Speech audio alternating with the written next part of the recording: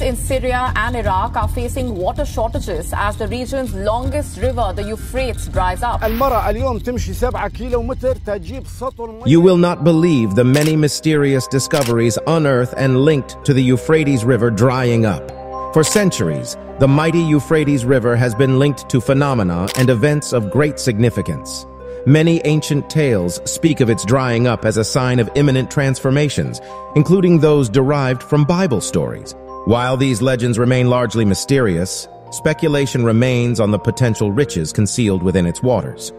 Particularly claims that there is a mountain made of gold hidden in its depths, or prophecies of a miraculous return of Yeshua to earth. The Euphrates River has great historical and cultural significance due to the civilizations that have lived along its banks. Several ancient cities, such as Sippar, Nippur, Shuruppak, Mari, and Uruk, have all made use of its resources for centuries. Water was a source of great wealth for these cities, providing ample agricultural possibilities. Unfortunately, this source of riches has now declined. The Euphrates River is a key factor in the Bible's description of the end times. There are many Bible prophecies linked to the Euphrates River, and some have come to pass and others will come to fulfillment in the future. For example, the great city of Babylon was built so that it straddled the Euphrates, and the river's waters were used to form a broad, deep moat encircling the city. Waters from the Euphrates were also used to form a network of canals within the city walls. At the time of Babylon's fall in 539 BCE, Cyrus the Great diverted the waters of the Euphrates so that his troops could march through the riverbed into the unsuspecting city. Thus, the waters of the Euphrates were dried up. This event had been prophesied by Isaiah approximately 200 years before, Isaiah 45:1. Cyrus is my anointed king. I take hold of his right hand. I give him the power to bring nations under his control. I help him strip kings of their power to go to war against him. I break city gates open so he can go through them. You can also find the prophecy in Isaiah 44, verse 27. I say to the deep waters, dry up. Let your streams become dry. I say about Cyrus, he is my shepherd. He will accomplish everything I want him to. He will say about Jerusalem, let it be rebuilt. And he will say about the temple, let its foundations be laid. Another prophecy about the Euphrates River is seen in Revelation 16:12, which states that the sixth angel poured out his bowl on this great river, leading its water to dry up, so the way would be prepared for the kings from the east. This suggests that the Euphrates River will dry up in the last days, making it easier for kings of the east to pass through. This river measures over 1,800 miles long and has an average width of 300 yards.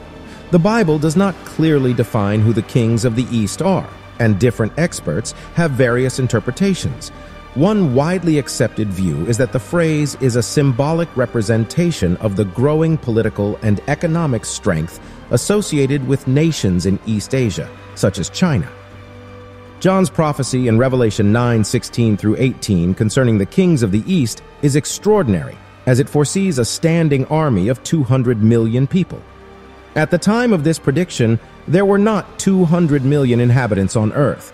However, today, China does indeed have an army exceeding 200 million, just as prophesied by John in the Bible. The prophecy speaks of a great troop of people who come on horses equipped for battle. Scholars generally agree that this is symbolic of a large army arriving from the east, likely from China, who come ready for war. In the context of the verse, God's wrath is coming with this great army, and it is a time of great trial and tribulation for humanity. Eschatologists see the kings from the east as an integral part of the Armageddon narrative.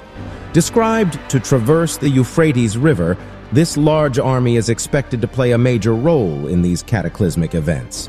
Scholars agree that this force will comprise one of many formidable armies present during Jesus' return to bring about an end to our current age. There are speculations that part of what the Eastern kings will fight for is taking control of one of the most precious resources in the world, gold. Recently, footage emerged of miners on the banks of the Euphrates River, uncovering what appeared to be gold. Could this be a pointer to the legendary Golden Mountain that was foretold by the prophecy of Prophet Muhammad? It is recorded that the Prophet Muhammad prophesied that soon the river will dry and reveal the treasures of gold. so whoever will be present at that time should not take anything. Well, judging from the video, miners found gold very easily with little or no effort. Looking at the size of the gold, it can be ascertained that there's a large gold source around the location. One thing to be mindful of is that having such a golden mountain as described by the Prophet Muhammad would undoubtedly cause great enmity among mankind. The revealing of the gold mountain in the Euphrates River will be a shock to the world. So, will a mountain of gold emerge from Euphrates River? Yes. It is possible because a mountain of gold was discovered in Congo. In this video, you can see people digging for gold. This incident was reported by many reputable news companies, including BBC. This happened in the Democratic Republic of the Congo. A video shared on social media by freelance journalist Ahmad Al-Gobari shows dozens of villagers flooding the mountain in Luhihi, which is located in Congo's South Kivu province, following the discovery of the gold-rich area. In one of these videos, the locals are seen using shovels and other tools to dig the ground in a bid to extract gold from the soil. Some were even seen using their bare hands. In a follow-up video by Al-Gobari, locals can be seen washing the dirt off the precious metal and collecting them in metal containers. The country authorities have had to ban mining in the village after the mountain made of gold-rich deposits was discovered. This also indicates that, indeed, governments will have to fight over ownership of the gold mountain if eventually Muhammad's prophecy comes to pass. On the other hand, we live in a society where many people fake videos and photos, so I am not erasing the fact that people could intentionally make these gold videos up just to feed their ego. The interesting part is that somehow Islam and Christianity meet at a point where they agree that the Euphrates River will dry up. Though some Bible scholars believe that Islam tries to copy the Bible concept, which is true when you study the concept of the Islamic Antichrist. In a nutshell, this finding is an important reminder for believers to always be prepared for our Lord's coming, as taught by Matthew 24:44. Therefore, you also be ready, for the Son of Man is coming at an hour you do not expect. While many are skeptical about believing in the Bible, one thing is certain: history has a way of repeating itself. And this is particularly true when it comes to the Bible. Not only do events from ancient times still take place today, but much of what is written in the Bible also continues to manifest itself in our present and future. This is why people regard the Bible as an ever-living document. In Revelation 9:14-15 of the Bible, you can find a prophecy mentioning the fallen angels that are bound in the Euphrates River. This is just one of many prophecies in the Holy Book. Also in the book of Revelation chapter 9 verses 13-15, there's a clear prophetical revelation of what is going to happen under the Euphrates River. Fallen angels are about to be released. Then the sixth angel blew his trumpet, and I heard a voice speaking from the four horns of the gold altar that stands in the presence of God. And the voice said to the sixth angel who held the trumpet, "Release the four angels who are bound at the great Euphrates River." Then the four angels who had been prepared for this hour and day and month and year were turned loose to kill 1/3 of all the people on earth. Every prophecy has a spiritual manifestation and equally a physical manifestation. Physical, the Euphrates River is drying up. In December 2021, Iraq's Water Resources Ministry warned that the continuing loss of water from the Tigris and the Euphrates, which form the backbone of its freshwater supplies, could turn the country into a land without rivers by 2040.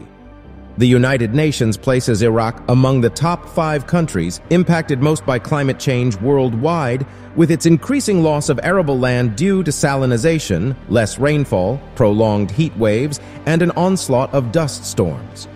Meanwhile, the decline in water levels of both rivers has seen farms and fishing enterprises near their banks abandoned. The latest reports have indicated that the Euphrates River has significantly diminished over the past century, arguably due to man-made dams and irrigation projects in Turkey, Syria, and Iraq. The exact cause of the decrease is yet to be discovered. However, the ramifications are readily felt. Water shortages due to low flow negatively affect both biodiversity and agricultural production in northern Syria and Iraq, with serious implications for those in fishing professions or who subsist on farming. Already, diplomatic relationships between Syria and Iraq have been severely strained as a result of disagreements about the allocation of the water resources of the river Euphrates. In the future, it seems possible that such disputes will continue to escalate. Spiritually, the drying up of the Euphrates River has been given many interpretations by my scholars. Many believe that water represents peoples, multitudes, nations, and tongues. The Bible explains that waters represent people and nations who give support to the great Babylon harlot, which is a false religion that persecutes the true saints.